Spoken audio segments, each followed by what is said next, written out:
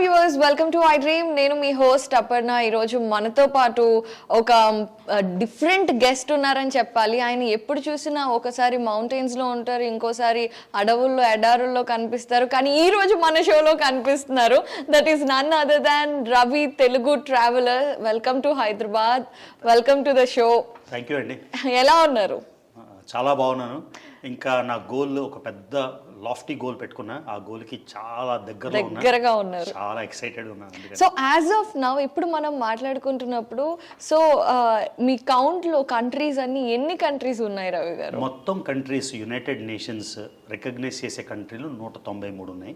ఆ 193 కాకుండా 2 observer states ఉన్నాయి.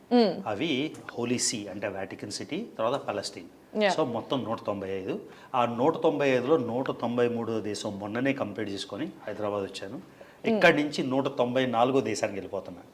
సో ఇంకొక దేశం మిగులుతుంది.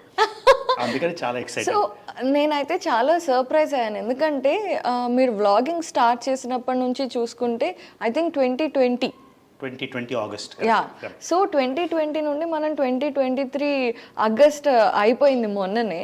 సో ఈ 3 yearsలోనే ఇంత పెద్ద ఒక అచీవ్మెంట్ని కంప్లీట్ చేయటం అంటే వినటానికి చూడటానికి చాలా ఈజీగా అనిపించిన, చేయడానికి చాలా కష్టమైన టాస్క్ కదా. కరెక్షన్ ఏంటంటే ఈ 2020 నుంచి నేను ట్రావెల్ స్టార్ట్ చేయలేదు. ముందే చేశారు. అంటే ఇప్పుడు నేను 186 దేశాలు తిరిగాక నేను యూట్యూబ్ ఛానల్ స్టార్ట్ చేశాను.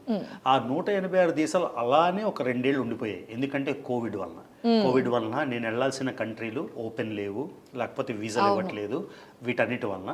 సో నా యూట్యూబ్ ఛానల్ ఓపెన్ చేశాక కొత్త దేశాలు 7 తిరిగాను. కొత్తవి, పాతవి ఎన్నోసార్లు రిపీటెడ్వి నా యూట్యూబ్ ఛానల్లో ఇంచుమించుగా 30-40 దేశాలు ఉంటాయి అవి. కానీ కొత్తవి మాత్రం 7 దేశాలు తిరిగాను.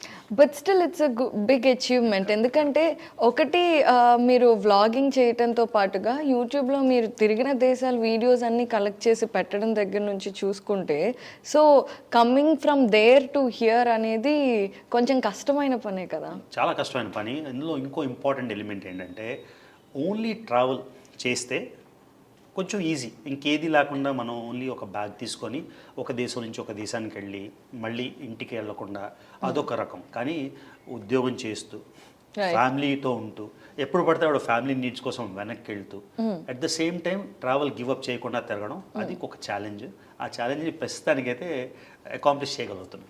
అండ్ దాంతోపాటు మీరు తిరిగిన దేశాలన్నీ కెమెరా మొత్తం వ్లాగింగ్ చేయాలి అండ్ ఎడిటింగ్ కూడా మీరే చేస్తారా? అన్నీ ఆ ఫోన్తోనే చేస్తానండి. మీలా పెద్ద కెమెరాలు, స్పీకర్లు ఇవేమీ లేవు. నేను ఎక్కడ కనీసం మైక్ కూడా వాడను.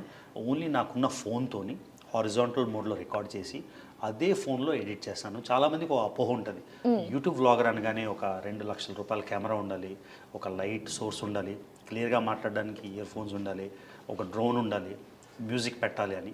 నా వీడియోలు నా యూట్యూబ్ ఛానల్ మీకు ఎప్పుడైనా టైం ఉంటే చూడండి. అవి ఏవి ఉండవు. కేవలం ఫోన్తో రికార్డ్ చేసి ఫోన్తో ఎడిట్ చేసి పెడతా. సో ఫస్ట్ 1 year 8 monthsలోనే 6 లక్షలు దాటి సబ్స్క్రైబర్లు వచ్చారు. ఎన్నో మిలియన్స్ ఆఫ్ వ్యూస్ ఉంటాయి.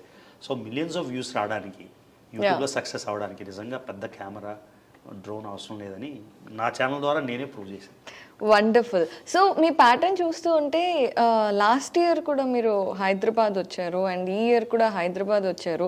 But you are from Vizag basically.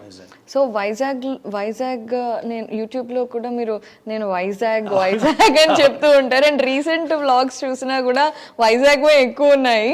So after coming to Hyderabad, any vlog ఏదైనా హైదరాబాద్తో మీకున్న స్పెషల్ అటాచ్మెంట్ ఏంటి? అంటే హైదరాబాద్లో నేను సెంట్రల్ యూనివర్సిటీ ఆఫ్ హైదరాబాద్, ఇప్పుడు యూనివర్సిటీ ఆఫ్ హైదరాబాద్ అంటారు కదా, ఇక్కడే మాస్టర్స్ చేశాను. నా మొత్తం అంటే నా ఎడ్యుకేషన్ లైఫ్లో చాలా స్పెషల్ మూమెంట్ ఏంటంటే ఫ్యామిలీని వదిలేసి మన మట్టుగా మనం హాస్టల్లో ఉండి టోటల్ ఫ్రీడమ్ మొదటిసారి వచ్చింది హైదరాబాద్లోనే. రోజు అంటే అప్పుడు హైదరాబాద్ ఇలా లేదు. రామానాయుడు స్టూడియోస్ మేము వెళ్ళాలంటే టోలీ చౌకీ అన్ని దాటి వెళ్ళాలి కదా. మేదీపట్నం జయభూషణ్ హాస్పిటల్ అని వస్తుంది. అది దాటాక ఏ ఉండేది కాదు, టోలీ చౌకీ వచ్చేది, ఒక దర్గా వచ్చేది. ఆ తర్వాత మళ్ళీ ఏ ఉండేది కాదు, అలానే ఉండేది. ఎప్పుడు 94-96లో. అదే హైదరాబాద్ని ఇప్పుడు చూస్తుంటే, నిన్న మెట్రోలో ఫస్ట్ టైం హైదరాబాద్ మెట్రోలో ట్రావెల్ చేస్తే ఎంత చేంజ్, ఎనార్మస్ చేంజ్, ఎంత ఎనర్జీ ఉంది, చాలా బాగా అనిపిస్తుంది. సో వైజాగ్ అంటే మన హోమ్ టౌన్ కాబట్టి స్పెషల్ ఎమోషన్ ఉంటుంది.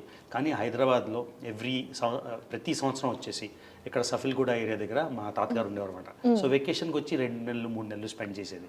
సో వైజాగ్ ఎంత అటాచ్మెంటో హైదరాబాద్తో కూడా అంతే అటాచ్మెంట్. ఓకే.